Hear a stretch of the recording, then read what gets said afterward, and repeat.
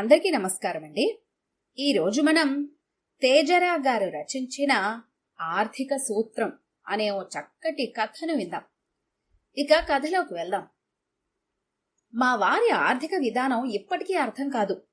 15 సంవత్సరాల నుండి అబ్జర్వ్ చేసిన తర్వాత ఆయన ఆర్థిక శాస్త్రం మీద అది నాకు తోచిన అమూల్య అభిప్రాయం. ఆయనతో వాదించి టైము ఎనర్జీ వేస్ట్ చేసుకోదలుచుకోలేదు. నా అభిప్రాయాలు ఆలోచనలు నాలో నేను దాచుకుంటూ ఉంటాను. ఆలోచించడం మాత్రం మానను.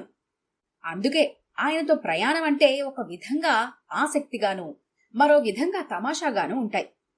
దాదాపు 5 సంవత్సరాల నుండి తిరుపతి వెళదాం అనుకున్నది సరిగ్గా ఈ వేసవకాలం కుదిరింది. ఏ కలనున్నారో ప్రయాణానికి కావలసిన ఏర్పాట్లన్నీ చేశారు.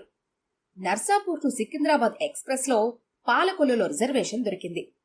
మా వారి ఆర్థిక శాస్త్రం అమలు జరగడం ప్రారంభమైంది. ఇంటి దగ్గర నుండి బస్టాండ్కి 1 రిక్షానా 2 రిక్షాలా అన్న మీమాంస మొదలైంది. మేమిద్దరం, 3 పిల్లలు, 2 సూట్ కేసులు, 1 బ్యాగు, అది మా లగేజ్. రిక్షాతో ప్రారంభమైంది ఆయన ఆర్థిక విధానం. కాసేపు ఆలోచించి 1 రిక్షాలో నేను, 2 ఆడపిల్లలు లగేజీతో బస్టాండ్కు బయలుదేరాం. వెనుక ఆయన పిల్లాడు నడిచి బస్టాండ్కి చేరారు. బస్సెక్కి పాలకొల్లు చేరాం. సాయంత్రం 4 అయింది. వేసవికాలం, ఎండ ఇంకా తగ్గుముఖం పట్టలేదు. 6:15కు పాలకొల్లు స్టేషన్లో ఆగుతుంది ఎక్స్ప్రెస్. బస్సు దిగగానే బస్టాండ్లో నన్ను, ఆయన్ను, 3 పిల్లలను, లగేజ్ని చూడగానే రిక్షావాళ్లు 3 మా దగ్గరకొచ్చారు. అందర్నీ వద్దు వద్దు అంటూ తరిమేశారు ఆయన. ఉక్కబోతగా ఉంది. నాకు చిరాగ్గా ఉంది. పిల్లలు అనీజీగా ఉన్నారు. 1 రిక్షావాణ్ణి పిలిచి బేరం ఆడ్డం మొదలుపెట్టారు. తీరుబడిగా రైల్వే స్టేషన్కు 2 రిక్షాలైతే ఒక్కొక్క రిక్షా కిరాయి ఎంత? ఒకే రిక్షావాడు మొత్తం అందర్నీ తీసుకెడితే ఎంత? అది ఆయన సమస్య, సర్దుబాటు. ఆ రిక్షావాడు మరో రిక్షావాడి దగ్గరికి వెళ్లి సంప్రదించి మా ఆయన దగ్గరికొచ్చాడు. ఒక్కొక్క రిక్షా 8 రూపాయలని, 2 రిక్షాలైతే 16 రూపాయలని ఖచ్చితంగా చెప్పాడు.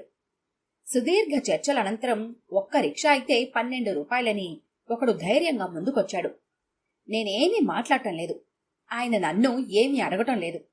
చూస్తున్నాను, వింటున్నాను, అంతే.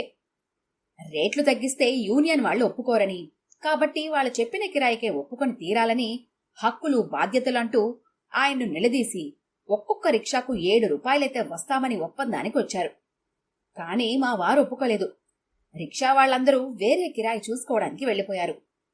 ఒక్క క్షణం మా ఆయన ఏకాకి అయినట్లుగా అనిపించింది. ఇంతలో ఓ రిక్షావాడు వచ్చి, బాబూ, నేను 11 రూపాయలకొత్తాను. కాతంత ఎత్తులో దిగాలి, మరి తొయ్యాలి వెనకాల అన్నాడు మా వైపు చూస్తూ. ఈ రిక్షావాడిని కూడా పోగొట్టుకుంటే వేరే మార్గం లేదనిపించి ఒక్క క్షణం ఆలోచించి ఒప్పుకున్నారు. నేను ఆయన రిక్షా ఎక్కిన తర్వాత 2 సూట్ కేసులు పెట్టారు మా కాళ్ల దగ్గర. వాటి మీద 2 పిల్లలు కూర్చున్నారు. నా ఒళ్ళో కుర్రాడు కూర్చున్నాడు. ఆయన ఒళ్ళో బ్యాగ్ ఉంది. కదిలింది మా చైతన్య రథం, మా వారి ఆర్థిక విధానానికి అనుగుణంగా. అందరం కదల్లేని పరిస్థితి. ఇది ఒక పరీక్ష, ఓపికకు పరీక్ష. పిల్లల మూలుగులు, విసుగులు, నిట్టూర్పులు అన్నీ. ఆయన చిరునవ్వుతో రిలాక్స్ అయ్యారు.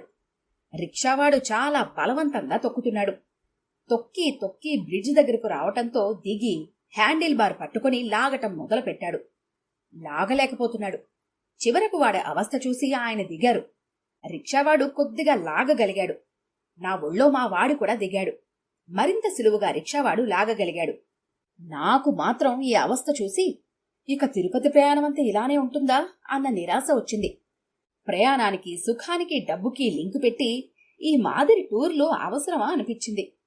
కాని మధ్యతరగతి వాళ్లు ప్రతి అడుగు, ముఖ్యంగా ఆర్థిక సంబంధమైన వ్యవహారం ఆచితూచి వేయాల్సిందే అంటారు ఆయన. ప్రతి విషయం ఆర్థిక విధానంతో ముడిపెడితే ఇక సుఖమేమిటి అనేది నా వాదన. బ్రిడ్జ్ దాటి మామూలు రోడ్డు మీదకి వచ్చాక మళ్లీ ఆయన పిల్లాడు రిక్షా ఎక్కేశారు. రిక్షావాడు తొక్కుతున్నాడు. వాడి ఒళ్లంతా చెమట అలా జలపాతంలా కారుతోంది. కాస్త వయసులోనే ఉన్నాడేమో, పిక్కల దగ్గర కండలు అలా స్పష్టంగా కదులుతున్నాయి. భుజాలు బిగువుగా కసరత్తు చేస్తున్నట్టుగా మొదలుతున్నాయి. అది వాడొక ఎక్సర్సైజ్లా చేస్తున్నట్లు ఉన్నా దాని అండర్ కరెంట్ మాత్రం జీవన సమస్య, క్షుద్బాధ, జీవన విధానం, ఆర్థిక సమస్య. ఒక్కసారి తొక్కేటప్పటికి తల బాగా వంచి మళ్లీ ఊపిరి పీల్చుకొని బిగబట్టి తల పైకి లేపి చేతులు రెండు హ్యాండిల్ని గట్టిగా పట్టుకొని ఒంటి బిగిని తొక్కుతున్నాడు. నేనే కాదు, మా వారు కూడా వాటిని పరీక్షగా చూస్తున్నారు. మనిషిని మనిషి లాగటం, మోయటం ఏమిటి శ్రమదోపిడి? ఒక మనిషిని తన శక్తికి మించి కష్టపట్టడం ఏ విధమైన నేరం కిందకొస్తుంది? మనసుంటే, ఆలోచన ఉంటే ఆ దోపిడీ చేసేవాళ్లకు అర్థం కాదా? ఎందుకో మా వారు మౌనంగా ఉన్నారు. మొత్తానికి నా ఆలోచనలు పరిపరి విధాలా పోయాయి. చివరకు స్టేషన్కు చేరాం. రిక్షావాడికేసి చూశాను. ముఖానికి పట్టిన చెమటలు తుడుచుకొని సామాను స్టేషన్లో పెట్టాడు. అందరూ లోపలికి వెళ్ళాక వాడు మా వారి కోసం చూశాడు. ఆయన డబ్బులిస్తుంటే ఎందుకో వాడి ముఖంలో నవ్వు, తృప్తి కనిపించాయి. నేను వాడు తీసుకున్న డబ్బుకేసి చూశాను. ఒక 10 రూపాయల నోటు, ఒక 5 రూపాయల నోటు. వెంటనే నేను మా వారి వైపు చూశాను. తీసుకో, చాలా కష్టపడ్డావు అంటూ స్టేషన్లోకి దారి తీశారు. మా వారి మీద నాకు అభిమానం పెరిగింది. శ్రమశక్తిని గుర్తించిన ప్రతిభావంతుడైన ఒక ఆర్థికవేత్తను చూడగలిగాను ఆయనలోను. శ్రమకు ఫలితాన్ని జోడించి దానికి తగ్గ సూత్రం కనిపెట్టేటట్టు చేసిన ఆర్థిక శాస్త్రం మీద అభిమానం వచ్చింది. మా వారు ముందుగా మరికొంచెం ఆలోచించి ఉంటే 2 రిక్షాల్లోనూ చుట్టూ పరిసరాలను గమనిస్తూ, మనుషులను గమనిస్తూ హాయిగా వచ్చేవాళ్లం కదా అనిపించింది. శ్రమకు తగ్గ ప్రతిఫలం, ఉత్సాహానికి తగ్గ ఆనందం ఉంటే ఏ విధానమైనా, ఏ సూత్రమైనా కలకాలం నిలుస్తుంది. స్టేషన్ లోపల సిమెంట్ బెంచ్ మీద కూర్చొని అందరం రిలాక్స్ అయ్యాం. బహుశా మా తిరుపతి యాత్రంతా ఈ రిక్షా సూత్రంతో ముందు ఆలోచనగా పెట్టుకొని సుఖంగా, హాయిగా, దర్జాగా, ఆనందంగా ఉంటుందని నమ్మకం కుదిరింది. ఈ కథ కనుక మీకు నచ్చినట్లయితే లైక్ చేయండి, షేర్ చేయండి. మరిన్ని ఇంట్రెస్టింగ్ కథల కోసం మా ఛానల్ని తప్పకుండా సబ్స్క్రైబ్ చేసుకోండి.